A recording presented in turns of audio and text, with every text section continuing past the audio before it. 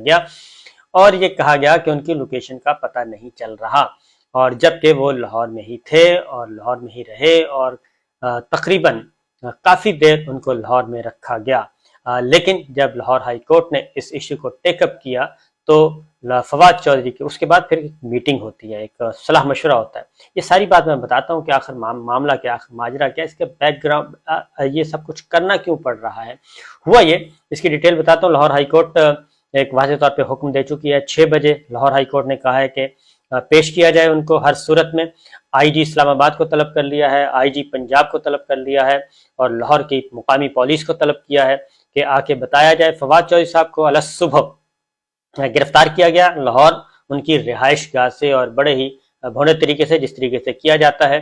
اور ان کو باقاعدہ طور پہ ہتھ کڑیاں لگائی گئیں، اور ایسے لگ رہا تھا کہ گرفتاری سے زیادہ ان کو ہتھ کڑیاں اور ان کی جو ہتھ کڑیوں کی تصاویر ہیں ان کو زیادہ نمایاں کرنے کی، تاکہ پتہ چلے، خوف پیدا کیا جائے، خوف و ہراس پھیلایا جائے، اس طرح کے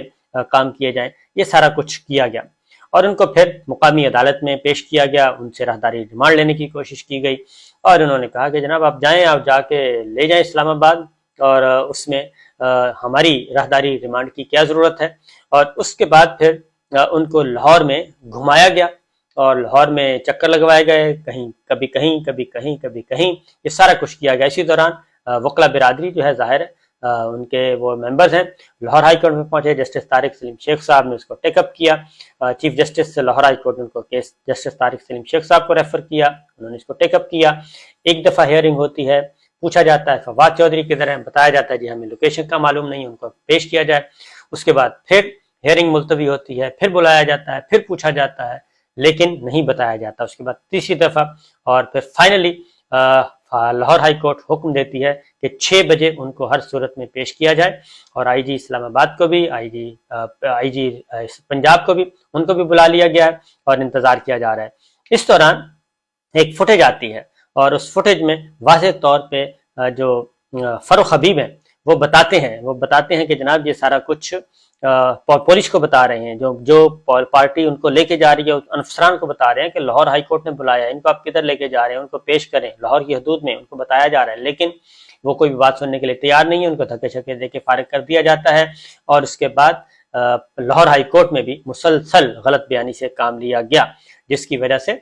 جسٹس طارق سلیم شیخ نے انہوں نے کہا کہ جی پہلے آپ فواد چودھری کو لے کے آئیں، اس کے بعد اگلی بات سنی جائے گی، ہم عدالتی احکامات پہ عمل کروانے کا طریقہ جانتے ہیں کہ کس طریقے سے عدالتی احکامات پہ عمل کیا جاتا ہے۔ یہ سب کچھ ہوا، لیکن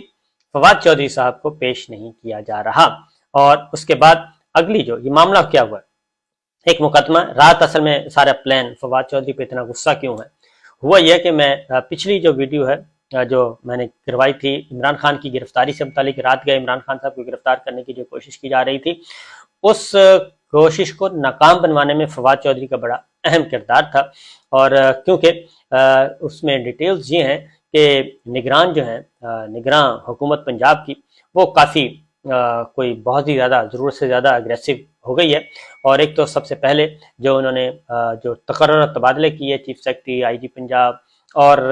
پولیس، لاہور پولیس کو تبدیل کیا جتنے بھی، تو اس میں موسٹلی جو کردار ہیں وہ 25 مئی کے کردار ہیں، جنہوں نے اچھا خاصا ظلم و ستم کیا تھا۔ وہ سب کے سب افسران جو ہیں اس وقت ان کو پوسٹنگ دے دی گئی ہے، اور ان کو ظاہر ہے ان کو پوسٹنگ دینے کا مطلب بھی بڑا واضح ہے، جبکہ دوسری جانب انویسٹیگیشن ہو رہی تھی کہ یہ سارا کچھ ہو کیا رہا ہے۔